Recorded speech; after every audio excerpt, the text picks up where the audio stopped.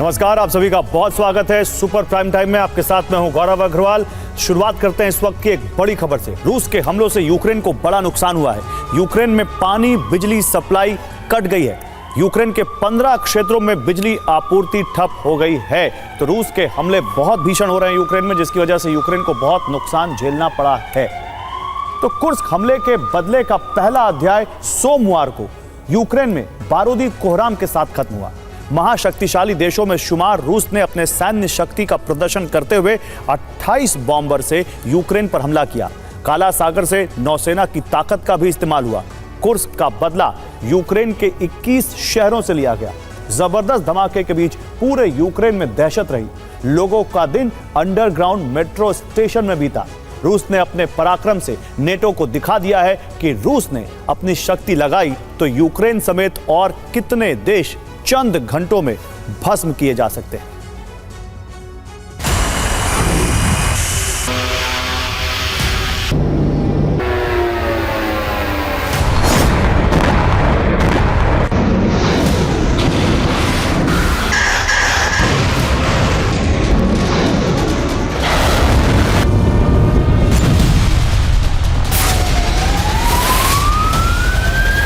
इतनी मिसाइल के गिनती मुश्किल हो गई।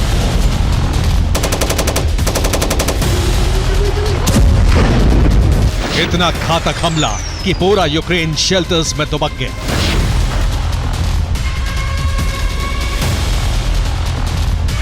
इतना बड़ा हमला कि एयर डिफेंस नाकाफी हो गए।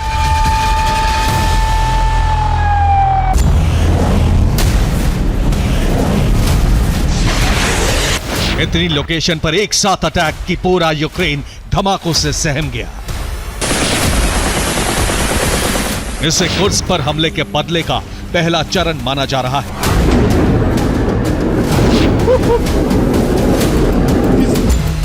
रूस ने एक बार फिर दिखा दिया है कि उसका नाम दुनिया के शक्तिशाली देशों में क्यों शुमार है।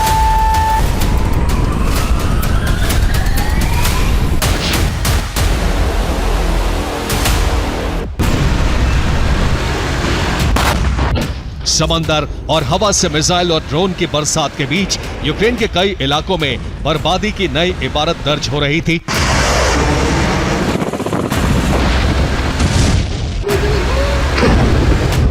तो दूसरी तरफ यूक्रेन में मौजूद तमाम एयर डिफेंस मिसाइलों को हवा में नष्ट करने के लिए लगातार एक्टिव थे।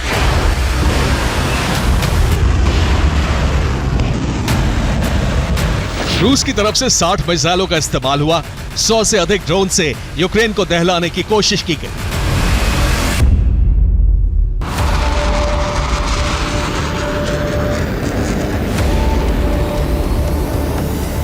रूस के टारगेट पर यूक्रेन के सैन्य ठिकाने और कई बड़े शहर थे।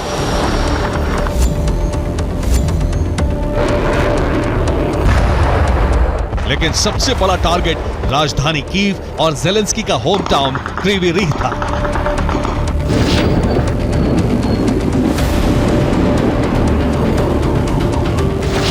रिपोर्ट के मुताबिक यूक्रेन ने कुछ 28 बॉम्बर का इस्तेमाल किया। किंजल जैसी मिसाइलों का इस्तेमाल करके 21 शहरों को निशाना बनाया गया।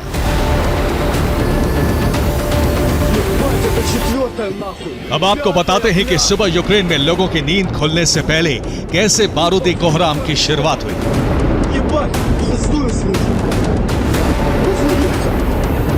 दिन सोमवार, वक्त सुबह 5 बजे।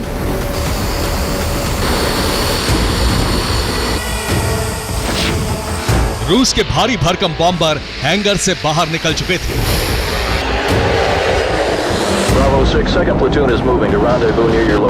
रूस के कई एयरबेस अचानक वॉर मोड में नजर आने लगे।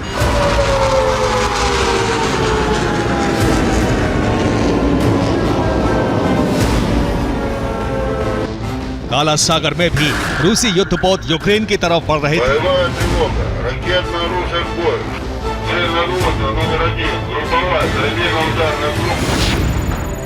रूस की हर हरकत पर नजर रखने वाली अमेरिकी सैटेलाइट से सबसे पहले पेंटागन को अलर्ट मिला और यूक्रेन तक पहुंचा आपात संदेश।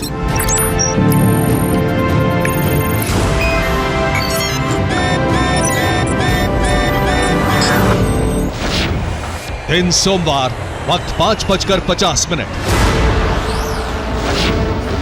यूक्रेन में एयर अलर्ट के सायरन गूंजने लगे।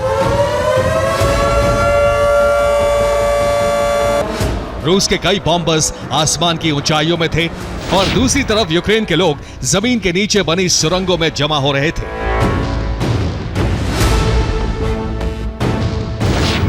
अलग अलग दिशाओं से रूस के 25 से ज्यादा फाइटर जेट्स और बॉम्बर्स की उड़ान से अनहोनी का संकेत मिल रहा था और जिंदगी बचाने के लिए यूक्रेन के लोग जमीन के नीचे मेट्रो स्टेशन पर जमा हो रहे थे।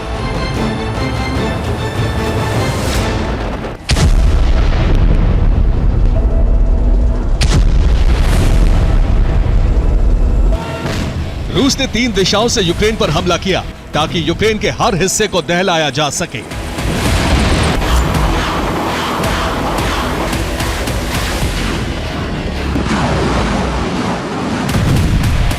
रिपोर्ट के मुताबिक यूक्रेन के 21 शहरों में धमाके हुए। जहां एयर डिफेंस की तैनाती थी, वहां किंजल मिसाइलों का इस्तेमाल किया। ड्रोन और मिसाइलों से Kyiv, Kryvyi, Chernihiv, Dnipro, Donetsk, Lutsk, Odesa, Vuhledar, Zaporizhzhia, Zhytomyr, Mykolaiv जैसे तमाम बड़े शहरों पर हमले किए गए। अब आपको दिखाते हैं कैसे एक खास रणनीति से यूक्रेन पर हमला किया गया।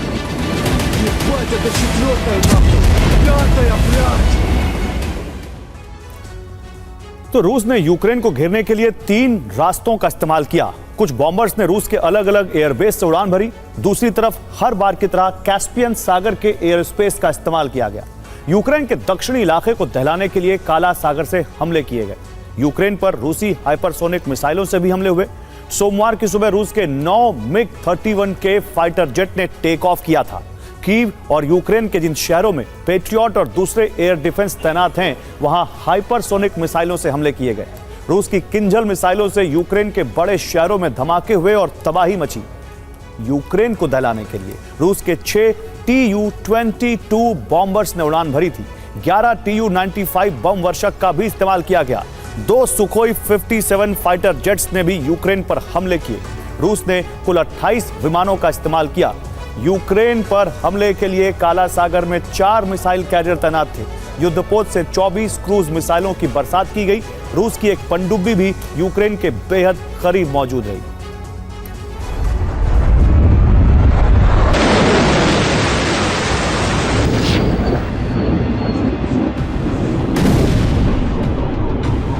यूक्रेन में नुकसान के आंकड़े जुटाए ही जा रहे थे कि सोमवार शाम यूरोप से डराने वाली ये तस्वीरें सामने आई।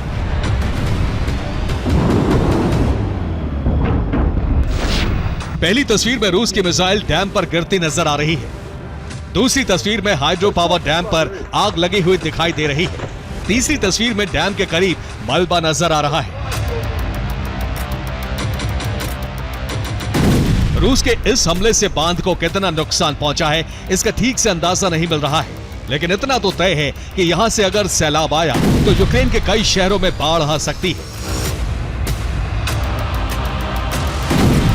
यूक्रेन पर पूर्ण विजय के लिए राजधानी कीव पर कब्जा जरूरी है, लेकिन कीव अब तक सुरक्षित है।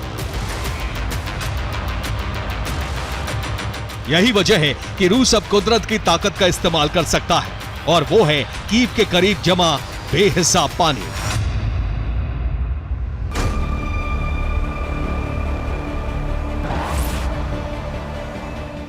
यूक्रेन का भूगोल रूसी सैनिकों के लिए कीव तक पहुंचना मुश्किल बना सकता है। यही नीप्रो नदी के किनारे है देश की राजधानी कीव।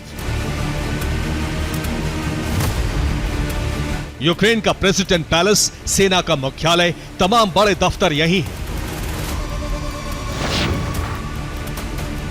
यूक्रेन की इस चमचमाती राजधानी में 30 लाख लोग रहते हैं। यूक्रेन की राजधानी कीव नीप्रो नदी के पश्चिमी तट पर है। कीव के उत्तरी छोर पर है नीप्रो नदी पर बना बांध। यही के हाइड्रो पावर प्लांट से कीव समेत पूरे इलाके में बिजली की सप्लाई होती है। यही डैम में पानी को जमा किया जाता है, जिसे कीव रिजर्वॉयर के नाम से जाना जाता है।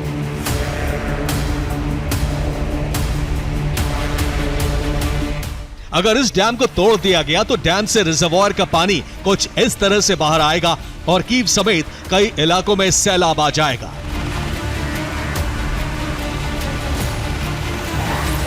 कीव रिजर्वॉयर की लंबाई करीब 100 किलोमीटर है और इसकी चौड़ाई 12 किलोमीटर है। इस रिजर्वॉयर की गहराई 26 फीट है, जिसकी वजह से यहां भरपूर मात्रा में पानी जमा रहता है। अगर मिसाइल से कीव के डैम को नष्ट कर दिया जाता है तो कीव का डूबना तय है।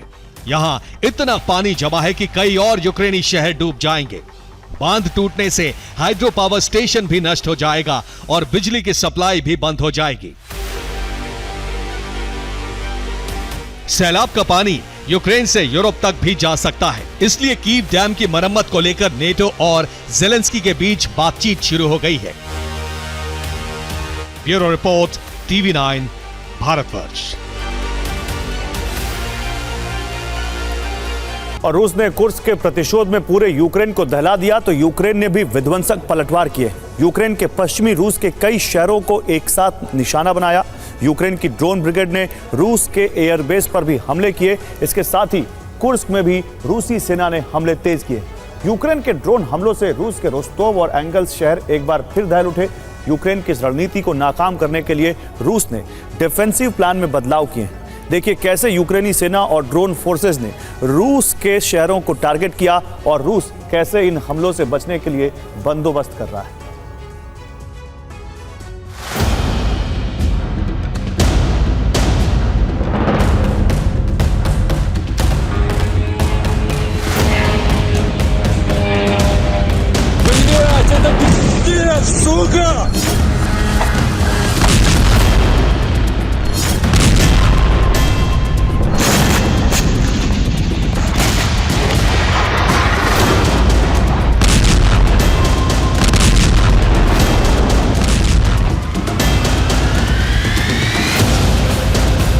रूस ने कुर्स्क के प्रतिशोध का पहला चरण शुरू कर दिया।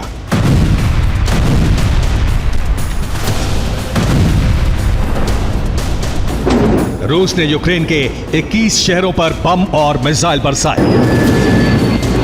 Ебать, это 4-я нахуй! 5-я, блядь!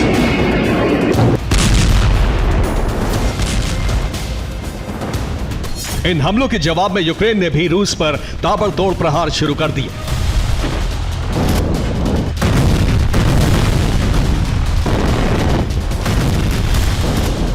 यूक्रेनी ड्रोन और मिसाइल फोर्सेस ने रूस के हमलों का जवाब देने के लिए ऑपरेशन ऑफेंसिव डिफेंस शुरू कर दिया। एक गोला अगर रशिया की तरफ से आकर गिरता है तो 5 गोले मारे जाते हैं। आप समझिए कि वो फौज जो अपनी सरजमी को पिछले 2 साल से बचा रही थी, आज की तारीख में वो फौज रशिया के इलाकों में घुसकर लड़ाई कर रही है और रशिया के इलाकों पर लगातार कब्जा करते हुए आगे बढ़ती जा रही है। हम देखिए बॉर्डर के इलाके में हैं और यहां से इस तरह से जो जंग में मोर्चा ली हुई है फौज, उसकी तस्वीरें दिखा रहे हैं।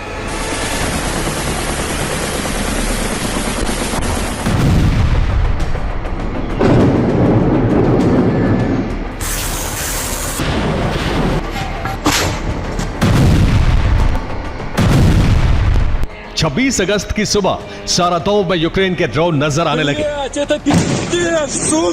और इस एक ड्रोन का निशाना बनी सारातोव की सबसे ऊंची 38 मंजिला इमारत। सारातोव में लोगों ने यूक्रेन के इस विध्वंसक हमले की तस्वीरें मोबाइल कैमरे से रिकॉर्ड की और इस हमले के कई वीडियो सोशल मीडिया प्लेटफॉर्म पर पोस्ट किए गए। सारातोव पर हुए इस हमले में रूस की बहुमंजिला इमारत में एक बड़ा विस्फोट हुआ और धमाके से इमारत का एक बड़ा हिस्सा जमीन पर गिरा। इमारत के करीब खड़ी कई गाड़ियां क्षतिग्रस्त हो गईं।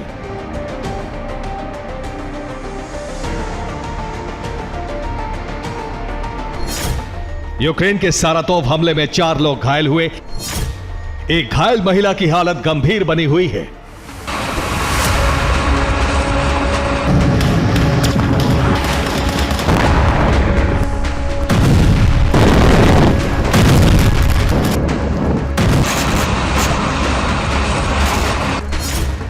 यूक्रेन के खार्किव से सारातोव और एंगल्स की दूरी 700 किलोमीटर है। सारातोव और एंगल्स शहर आसपास पड़ते हैं। दोनों के बीच वोल्गा नदी बहती है। एंगल्स शहर में रूस का एटमी बॉम्बर एयरबेस है और यहां से रूस यूक्रेन पर हमले के ऑपरेशन चलाता है। सारातोव के करीब एंगल्स एयरबेस पर यूक्रेन ने हमलों के लिए ड्रोन भेजे। यूक्रेन के कुछ ड्रोन सारातोव से होते हुए गुजरे और इन्हीं में से एक ड्रोन सारातोव की इमारत से टकराया।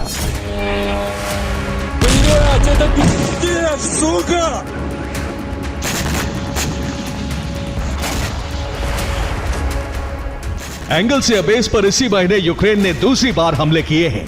यहां रूस के वही एटमी बॉम्बर तैनात रहते हैं जिनसे रूस ने यूक्रेन पर हाइपरसोनिक मिसाइल हमले और बम हमले किए हैं।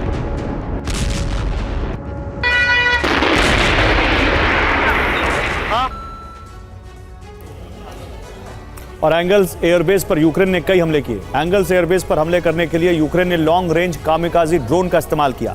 हालांकि रूसी रक्षा मंत्रालय की रिपोर्ट है कि डिफेंस सिस्टम ने यूक्रेन के ड्रोन गिरा दिए। एंगल्स शहर में यूक्रेन के 9 ड्रोन इंटरसेप्ट करने का दावा रूसी सेना ने किया है। अभी तक रूसी एयरबेस पर नुकसान की कोई रिपोर्ट नहीं है। दरअसल इसी बेस से यूक्रेन पर हमले के लिए रूस के एटमी बॉम्बर उड़े थे।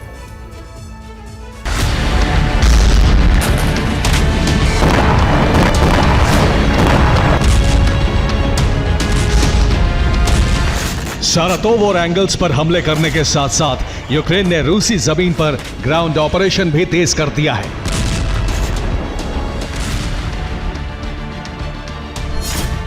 कुर्स्क में यूक्रेनी सेना ने 1240 वर्ग किलोमीटर इलाके पर कब्जा कर लिया है। 300 वर्ग किलोमीटर इलाके में यूक्रेनी और रूसी सेना की इन्फेंट्री की आमने सामने की जंग जारी है। अब यूक्रेन ने बेलगोरोद, ब्रियांस्क, रोस्टोव और वोरोनिश में भी ग्राउंड ऑपरेशन शुरू कर दिया है। यहां यूक्रेन की आर्टिलरी रूसी चौकियों पर हमले कर रही है।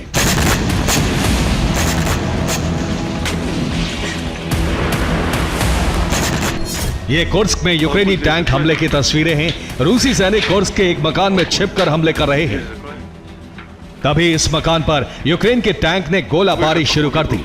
इस हमले में यूक्रेन ने रूस के 15 से ज्यादा सैनिकों के मारे जाने का दावा किया है।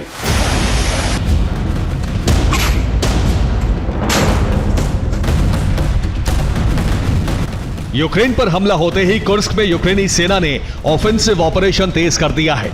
इसके साथ ही बेलगोरोद के कई इलाकों में यूक्रेन का झंडा फहरा दिया गया है। कुर्स्क में रूस ने भी यूक्रेनी कब्जे वाले इलाकों में हवाई हमले तेज कर दिए हैं। इसके साथ ही रूस ने डिफेंस सिस्टम की तैनाती में बदलाव किया है। रूस ने अब टावर पर डिफेंस सिस्टम तैनात कर दिए हैं। यह रूस के पंछी डिफेंस सिस्टम है जिसने बहुत नीचे उड़ते हुए ड्रोन को ट्रेस करके हवा में ही नष्ट कर दिया।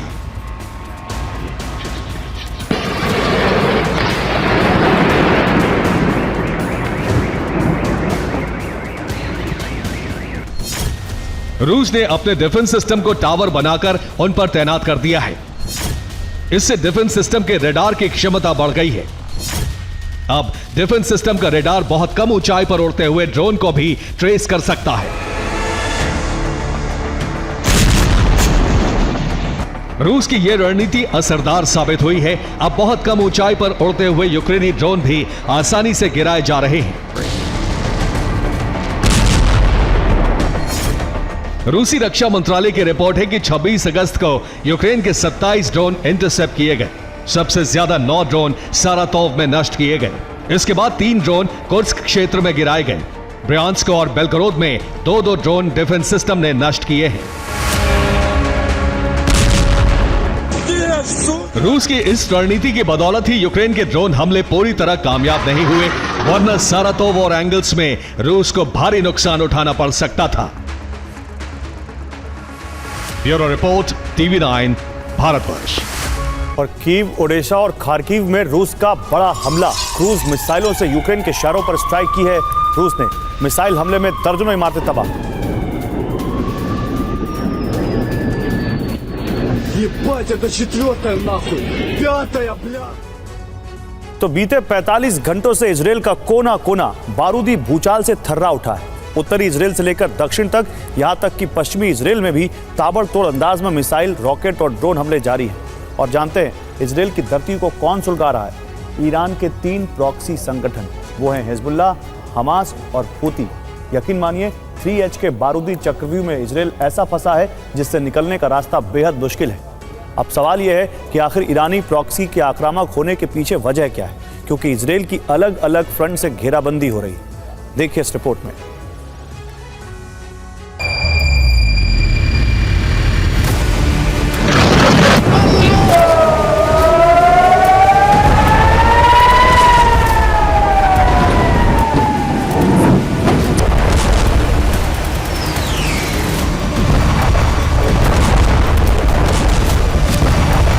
जिस मुल्क का मिडिल ईस्ट में दबदबा था,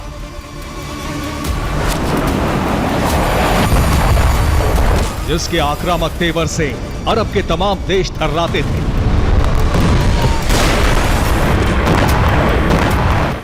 जिससे भिड़ना, आर पार की जंग करना मौत को दावत देने जैसा था,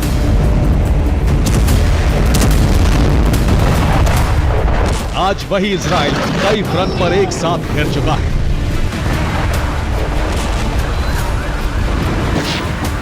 एक ऐसे बारूदी चक्रव्यूह में फंस चुका है जिसका अंत सिर्फ और सिर्फ तबाही है, प्रचंड विनाश है।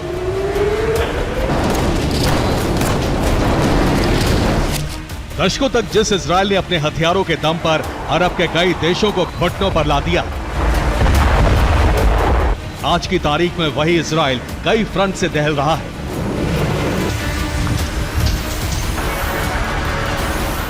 घातक हथियारों के प्रहारों से धधक रहा है।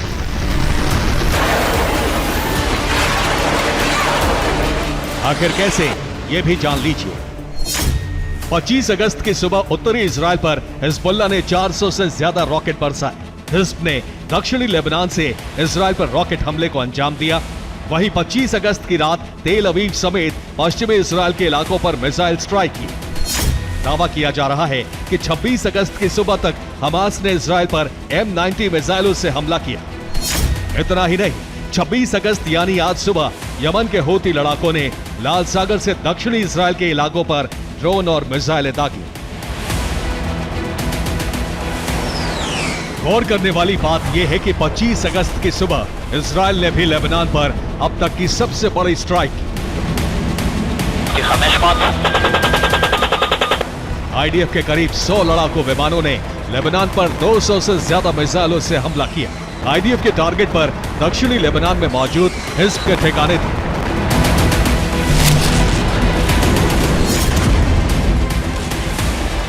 लेबनान पर IDF के इस विध्वंसक प्रहार के बाद ईरानी प्रॉक्सी मानो भड़क गए और फिर एक साथ कई फ्रंट से इजराइल को दहलाने की सीरीज शुरू हो गई। चुन चुनकर इजरायली इलाकों को निशाना बनाया गया, उन्हें बम, गोला, बारूद से दहलाया गया।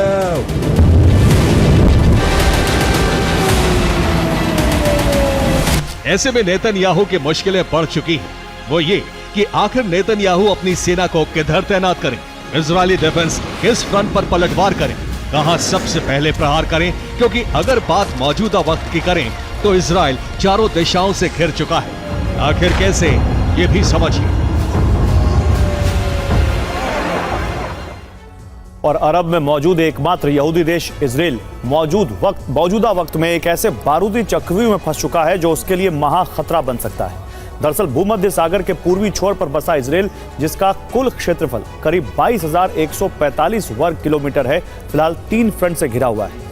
आपको बता दें कि इजराइल के उत्तरी छोर पर मौजूद है लेबनान, जो हिजबुल्लाह का गढ़ है, और इसी लेबनान से उत्तरी इजराइल पर हिजब के लड़ाके ताबड़तोड़ रॉकेट हमलों को अंजाम दे रहे हैं। वही इजराइल के दक्षिणी छोर पर वैसे तो सऊदी अरब और मिस्र जैसे देश हैं, मगर इसके साथ साथ दक्षिणी इजराइल के पास अकाबा की खाड़ी है जो लाल सागर से जुड़ती है, और रेड सी के इसी हिस्से से यमन के हूती लड़ाके इजराइल पर मिसाइलों और ड्रोन की बारिश कर रहे हैं। वही इजराइल के दक्षिण पश्चिम छोर पर मौजूद है गाजा, जहां से हमास के लड़ाके तेल अवीव समेत इजराइल के कई इलाकों पर भीषण बमबारी कर रहे हैं, मिसाइलें दाग रहे हैं। फिलहाल इजराइल का पूर्वी छोर ही ऐसा सेफ जोन है जहां पर किसी तरह के हमले नहीं हो रहे, मगर आशंका जताई जा रही है कि जल्द ही ईरान पूर्वी इजराइल के इलाकों को मिसाइल हमले में तबाह कर सकता है।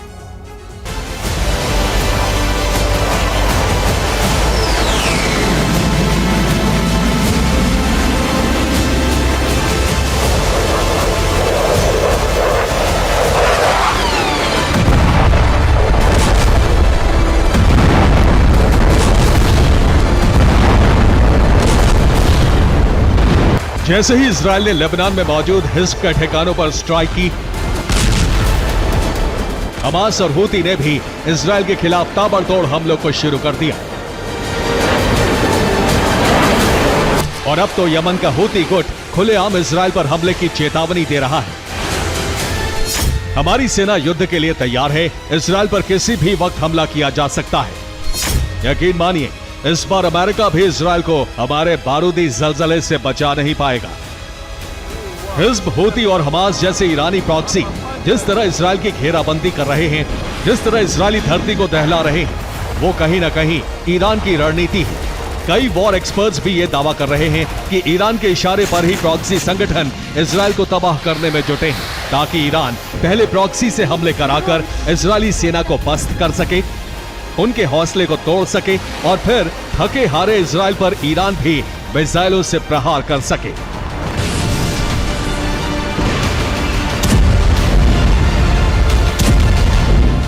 लेकिन इजराइल भी ईरान और उसके प्रॉक्सी संगठनों के अटैक प्लान और युद्ध नीति को भांप चुका है। ऐसे में इजरायली पीएम नेतन्याहू ने सीधे ईरान के सुप्रीम लीडर खामनेई और हिज़्ब के चीफ नसरल्ला को अंजाम भुगतने की चेतावनी दे दी है कि अगर ईरानी प्रॉक्सी ने इजराइल को दहलाया, अगर उसकी घेराबंदी कर भीषण हमले की कोशिश की, तो इजराइल भी अपने प्रतिशोध को पूरा करने के लिए पूरी ताकत झोंक देगा। मतलब ये कि अरब में महायुद्ध की चिंगारी भड़कनी तय है। Bureau report, TV9 Bharatvarsh. और यूक्रेन के हाइड्रो पावर प्लांट पर मिसाइल से हमला, हमले में प्लांट का टरबाइन हॉल जलकर राख। राजधानी कीव में हुए इस हमले में 4 की मौत।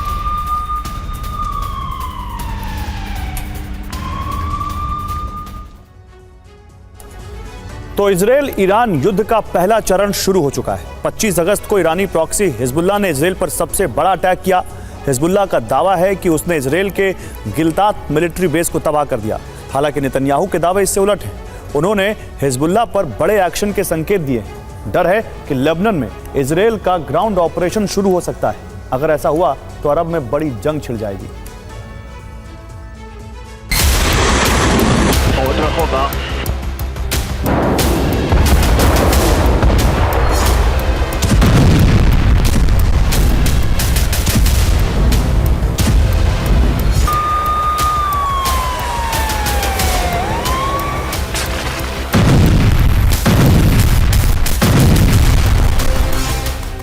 अरब में जिस जंग का डर था, उसका पहला चरण शुरू हो चुका है। बीते 24 घंटे में हिजबुल्लाह और इजराइल एक दूसरे पर कई किलो बारूद बरसा चुके हैं।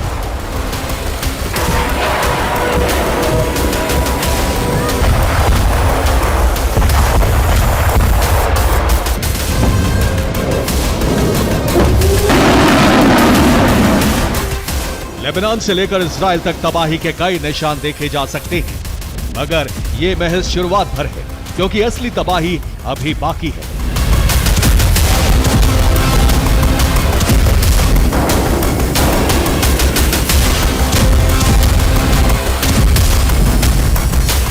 तबाही का संकेत हिजबुल्लाह चीफ हसन नसरल्लाह और इजरायली प्रधानमंत्री बेंजामिन नेतन्याहू के बयान से मिलता है।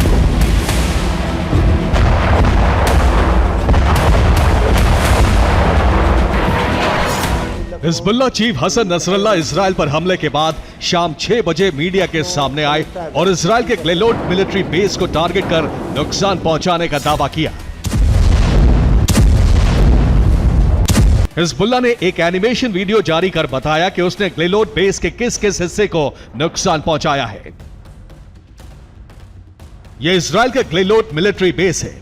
हिजबुल्लाह का दावा है कि उसने मिलिट्री बेस के मेंटेनेंस एरिया को तबाह कर दिया। यहां इजरायली सेना के हथियारों की मरम्मत होती है। इसके अलावा सैटेलाइट एरिया को नुकसान पहुंचा है। बेस पर मौजूद संचार ब्रिगेड के इलाके को भी हिट किया। हिजबुल्लाह ने ड्रोन स्ट्राइक कर यूनिट 9900 के टावर को तबाह करने का दावा किया है। ग्लेलोड बेस पर इजराइल का मेन टारगेट यूनिट 8200 का मुख्यालय था। हिजबुल्लाह का दावा है कि उसके हमले में यूनिट 8200 के कई जवान मारे गए हैं।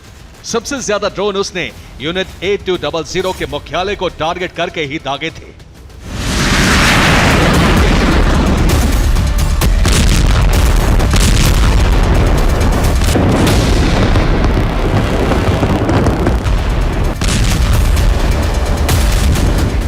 इजराइल को हुए नुकसान का एक वीडियो भी सामने आया है। दावा है कि वीडियो ग्लिलोट बेस के पास का है। वीडियो में घायल जवानों को अस्पताल पहुंचाते हुए देखा जा सकता है। सवाल है कि ग्लिलोट बेस हिजबुल्लाह का प्राइमरी टारगेट क्यों था और यहां ऐसा क्या था जिसका जिक्र खुद हसन नसरल्लाह तक को करना पड़ा। ग्लिलोट मिलिट्री बेस इजराइल के यूनिट 8200 का हेडक्वार्टर है।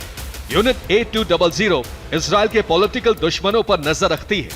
यूनिट 8200 पॉलिटिकल किलिंग में माहिर है।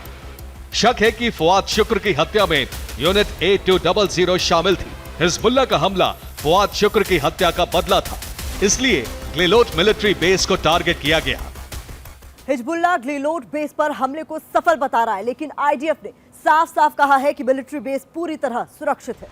इजराइल का दावा है कि आईडीएफ और अमेरिका के इंटेलिजेंस विंग को बीते एक हफ्ते से हिजबुल्लाह की तैयारियों के इनपुट मिल रहे थे।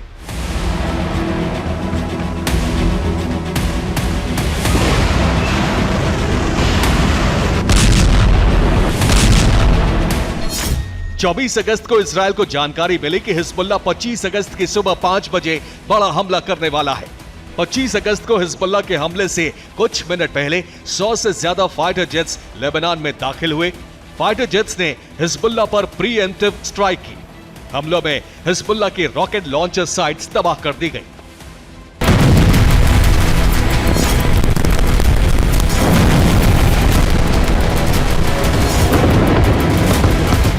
बेंजामिन नेतन्याहू सब कुछ ठीक होने का दावा कर रहे हैं, लेकिन उन्होंने साफ कर दिया है कि इस तरह की स्ट्राइक हिजबुल्लाह पर जारी रहेगी। आशंका है कि आईडीएफ आज रात फिर लेबनान की सीमा लांघकर हिजबुल्लाह को थर्रा सकती है।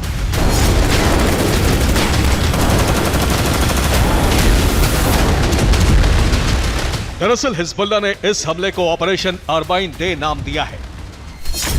अरबाइन शिया मुसलमानों का धार्मिक अनुष्ठान है। अशुरा के 40 दिन पूरे होने पर हुसैन इब्न अली की शहादत का शोक मनाते हैं। हुसैन इब्न अली पैगंबर मोहम्मद के नाती थे। 25 अगस्त से अरबाइन शुरू हुआ और 26 अगस्त को खत्म होगा। माना जा रहा है कि फुआद शुक्र की मौत का बदला लेने के लिए 25 अगस्त को चुना गया था। अब इजराइल बदले के लिए 26 अगस्त के दिन हिजबुल्लाह को दहला सकता है। आशंका है कि इजराइल एक बार फिर हिजबुल्लाह के मिलिट्री साइट्स को टारगेट कर सकता है। हिजबुल्लाह का दावा है कि उसके निशाने पर इस बार इजराइल का कोना कोना और हर रिहायशी इलाका होगा। दरअसल अब तक हिजबुल्लाह शॉर्ट रेंज हथियारों का इस्तेमाल कर रहा था, लेकिन अब वो इजराइल के खिलाफ बैलिस्टिक मिसाइलों का इस्तेमाल करेगा।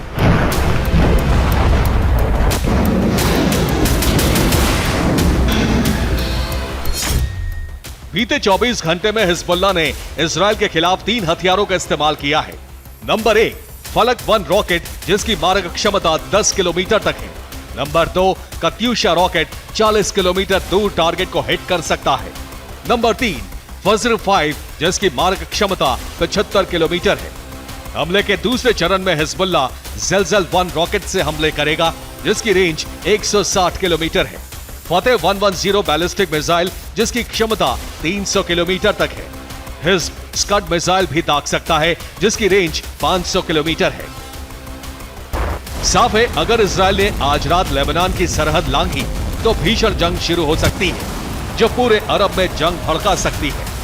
Bureau report TV9 Bharatvarsh. और दक्षिणी लेबनान में हमास के कमांडर पर हमला। हमास कमांडर ओमर हलील की कार पर स्ट्राइक। ड्रोन हमले में हमास कमांडर की कार जलकर राख। तो ये देखिए हमास कमांडर ओमर हलील की कार पर जब स्ट्राइक हुआ, तो स्ट्राइक होने के बाद कैसे उसकी कार जलकर खाक हो गई। ये साउथ लेबनान में आईडीएफ ने हमला किया।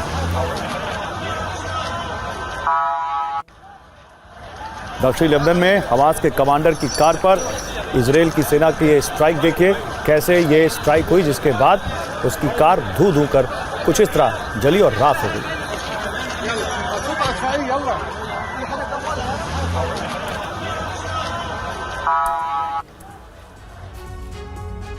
तो कुर्स्क पर यूक्रेन के हमले के बाद राष्ट्रपति पुतिन यूक्रेन को दबाव में लाने के लिए उस पर हमले कर रहे हैं। उसके साथ ही यूक्रेन के खिलाफ डबल ट्रैप भी तैयार कर दिया है।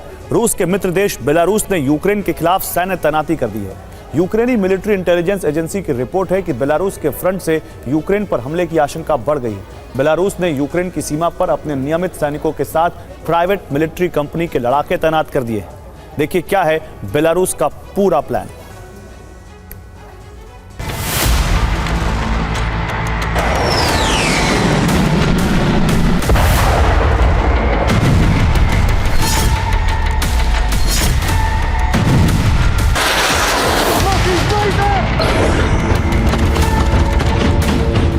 यूक्रेन ने रूस पर समझौते का दबाव बनाने की रणनीति के तहत ही रूसी सीमा लांघकर कुर्स्क पर हमले शुरू किए।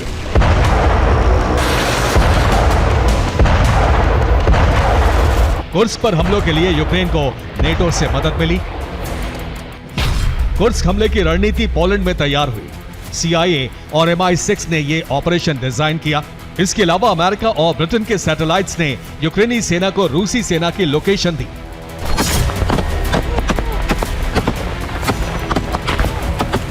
यानी पूरा कुर्स्क ऑपरेशन यूक्रेन के बाहर तैयार किया गया और फिर 6 अगस्त से कुर्स्क पर हमले शुरू किए गए।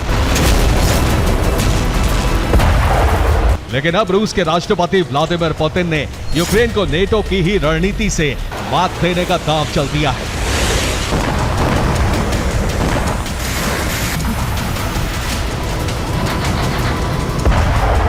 पुतिन के करीबी मित्र बेलारूस के राष्ट्रपति अलेक्जेंडर लुकाशेंको ने यूक्रेन के खिलाफ दोहरा फ्रंट खोल दिया है।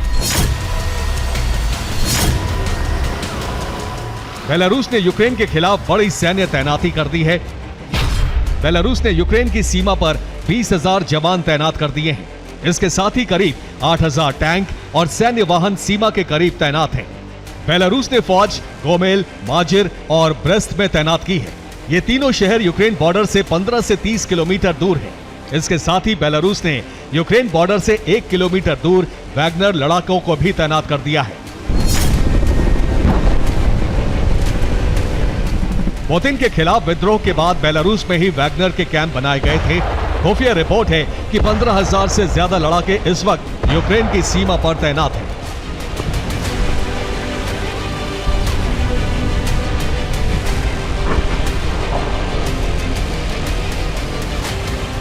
यूक्रेन के रक्षा मंत्रालय ने कहा है कि बेलारूस को सेना तुरंत पीछे हटानी चाहिए।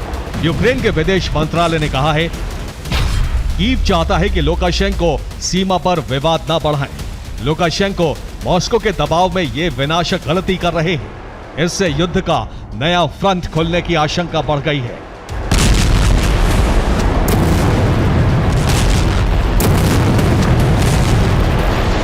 कुर्स्क पर यूक्रेन के हमले के बाद लुकाशेंको यूक्रेनी शहरों पर परमाणु हमले का समर्थन कर चुके हैं और कह चुके हैं कि रूस को संप्रभुता की रक्षा का अधिकार है। इसके लिए रूस यूक्रेन पर जैसे चाहे हमले कर सकता है।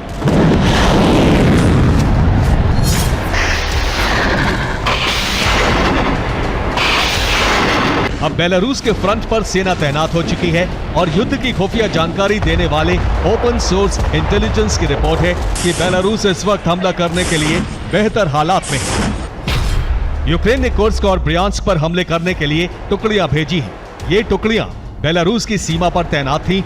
इस वक्त बेलारूस यूक्रेन सीमा पर यूक्रेन की बहुत कम फौज है। पुतिन ने यूक्रेन पर दबाव बढ़ाने के लिए ही बेलारूस फ्रंट पर सैन्य तैनाती कराई है। यूक्रेन को हमले की आशंका में बेलारूस बॉर्डर पर फौज बढ़ानी होगी। बेलारूस बॉर्डर पर सुरक्षा बढ़ाने के लिए कुर्स्क से सेना वापस बुलानी पड़ेगी।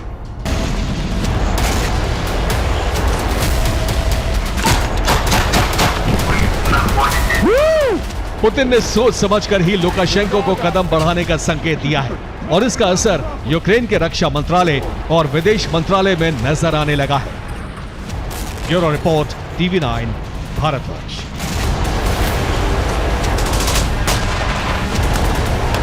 और रूस की सबसे बड़ी रिफाइनरी में विस्फोट हुआ है। ओम्स्क रिफाइनरी में विस्फोट से आग लग गई। रिफाइनरी पर यूक्रेन के हमले का अंदेशा। रूसी सेना को रिफाइनरी से तेल आपूर्ति।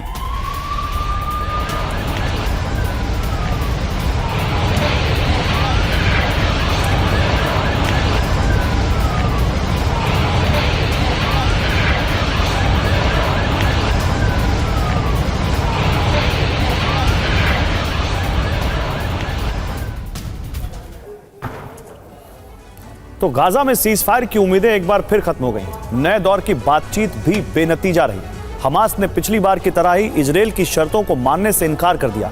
समझौते के दौरान हमास फिलाडेल्फी कॉरिडोर और राफा को इजरायली दखल से पूरी तरह मुक्त रखने की शर्त पर अड़ा है, तो वही इजरायल ने इस हिस्से में अपनी दखल बनाए रखने की शर्त रखी हुई है। माना जा रहा है कि अब गाजा में इजरायल का प्रहार और भीषण हो सकता है।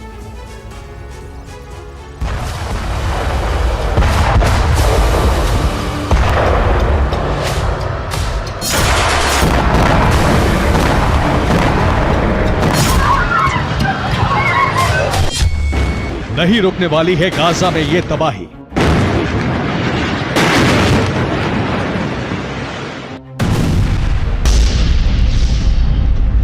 धमाकों का शोर अब और तेज होने वाला है।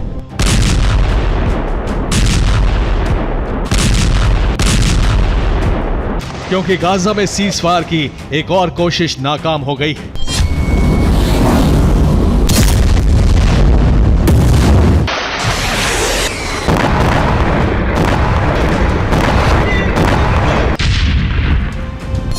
हमास ने इजरायल की शर्तों को मानने से साफ मना कर दिया है। जाहिर है इससे इजरायल की बौखलाहट और बढ़ेगी और गाजा के कई इलाके इसका अंजाम कुछ इस तरह से भुगत सकते हैं।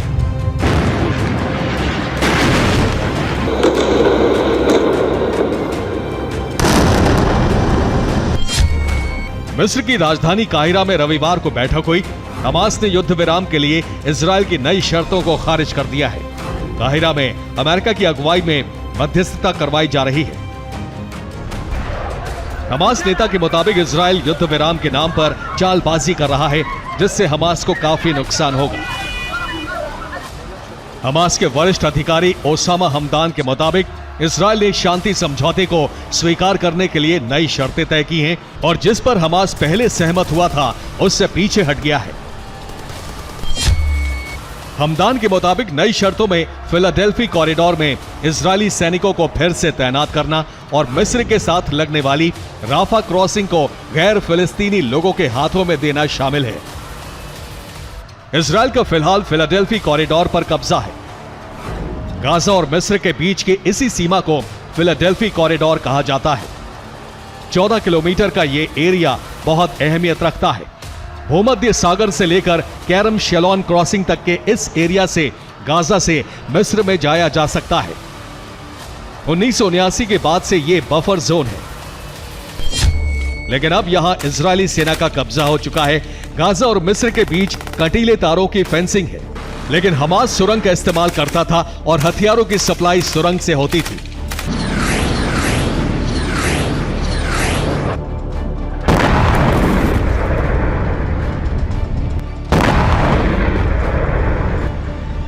यही वजह है कि गाजा में ऑपरेशन शुरू होने के बाद इजरायली सेना ने जमीन के नीचे एंटी टनल दीवार बनानी शुरू कर दी। राफा बॉर्डर के करीब लगातार बमबारी की वजह भी इस इलाके में मौजूद सुरंगें हैं। इजरायल ने यहां कई इमारतों पर बमबारी की है। दावा है कि यह सब हमास के नेटवर्क को खत्म करने के लिए किया गया।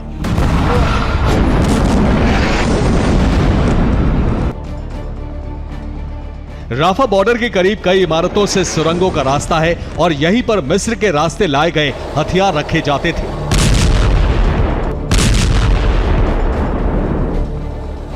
Bureau report, TV9, Bharatvarsh. और अमेरिका से यूक्रेन को बड़ी मिसाइल खेप मिली है। यूक्रेन को मिली जैसैम मिसाइल। अमेरिका की क्रूज मिसाइल है जैसैम। नई मिसाइलों से रूस पर हमले करेगा यूक्रेन।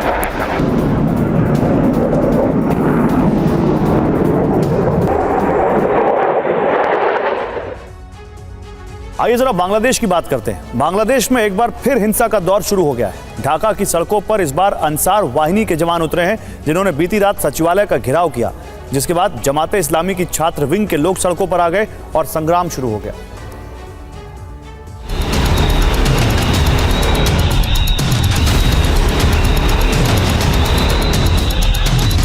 कहीं सड़क पर भगदड़ मची है, छात्रों की भीड़ दौड़ लगा रही है, तो कहीं कोई लाठियां भांज रहा है।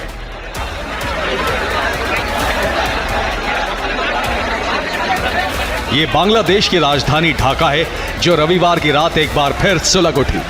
रात तकरीबन 10 बजे अंसार ग्रुप के जवान ढाका की सड़कों पर उतर आए और उन्होंने सचिवालय की तरफ मार्च शुरू कर दिया। दरअसल अंसार ग्रुप बांग्लादेश की सिक्योरिटी फोर्स है। ये एक अर्धसैनिक सहायक बल है। अंसार ग्रुप के 60 लाख से ज्यादा सदस्य हैं। अंसार ग्रुप के सदस्य बुधवार से ही प्रदर्शन कर रहे हैं, लेकिन 25 अगस्त को अचानक वो भड़क उठे और सचिवालय पहुंच गए। ये तस्वीरें सचिवालय के बाहर की हैं, जहां सैकड़ों की संख्या में अंसार ग्रुप के जवान पहुंचे। जवानों ने सचिवालय में घुसने की कोशिश की, नाकामयाब होने पर उसे घेर लिया। इस दौरान अंतरिम सरकार में मंत्री नाहिद इस्लाम और स्टूडेंट संगठन के कुछ सदस्य भी अंदर कैद हो गए। कुछ देर बाद यहां जमाते इस्लामी की छात्र विंग के स्टूडेंट पहुंचे, जिनके साथ अंसार ग्रुप की झड़प शुरू हो गई। अंसार ग्रुप ने छात्रों को दौड़ाना शुरू कर दिया।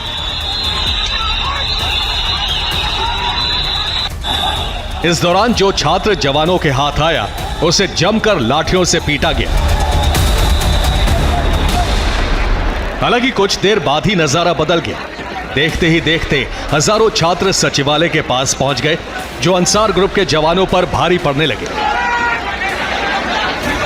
छात्रों की बढ़ती संख्या देख जवानों ने सचिवालय छोड़कर भागना शुरू कर दिया, जिनके पीछे छात्रों ने भी दौड़ लगा दी।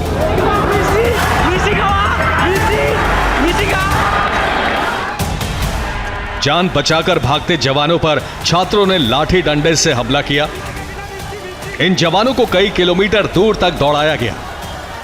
बीती रात हुई हिंसा में 50 से ज्यादा लोग घायल हो गए। अंसार ग्रुप की लड़ाई नौकरी से जुड़े नियमों से है। अंसार ग्रुप के जवान 3 साल तक लगातार काम करते हैं। इसके बाद उन्हें 6 महीने की अनिवार्य छुट्टी पर भेज दिया जाता है। इसके बदले उन्हें वेतन भी नहीं मिलता। अंसार ग्रुप की मांग है कि उन्हें नियमित किया जाए।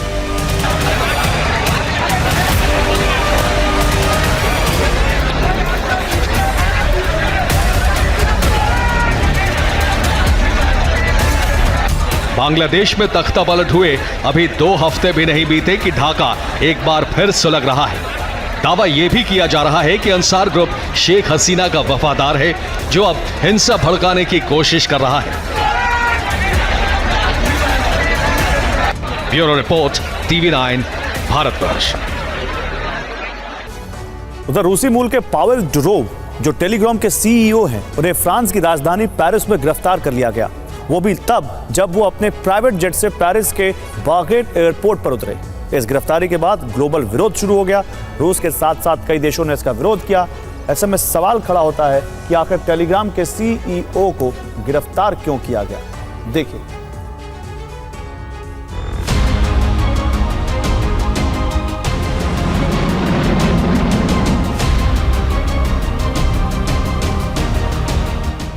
व्हाट्सएप ऐप की तरह टेलीग्राम भी एक इंस्टेंट मैसेजिंग और कम्युनिटी ऐप है, जिसका इस्तेमाल लोगों ने बड़ी ही तेजी के साथ शुरू किया। अब इसी ऐप के फाउंडर और CEO पावेल डुरोव को पेरिस में गिरफ्तार कर लिया गया है। जैसे ही वो अपने प्राइवेट जेट से उतरे, पेरिस की पुलिस ने उन्हें गिरफ्त में ले लिया।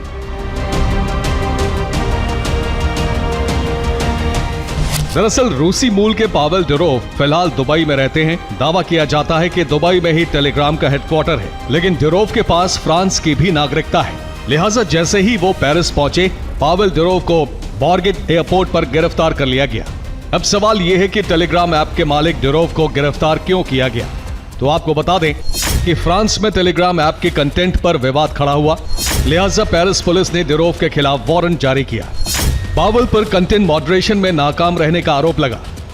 दरअसल कंटेंट मॉडरेशन ऑनलाइन प्लेटफॉर्म से आपत्तिजनक या हानिकारक कंटेंट को देखने या फिर उसे हटाने का प्रोसेस है, लेकिन टेलीग्राम के CEO डुरोव पर आरोप लगा कि वो ऐसा करने में असफल रहे, जिसके चलते टेलीग्राम जैसे मैसेजिंग ऐप पर क्रिमिनल्स एक्टिविटीज बेरोक टोक जारी रही।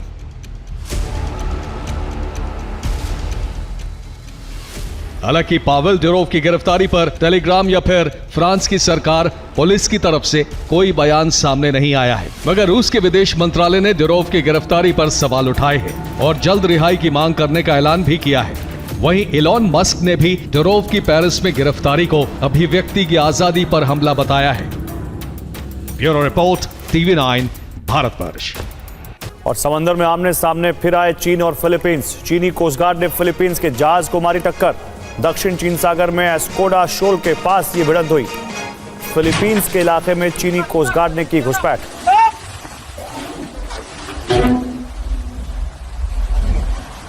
Baka po itong ano nila sa medyo. Baka makuha tayo.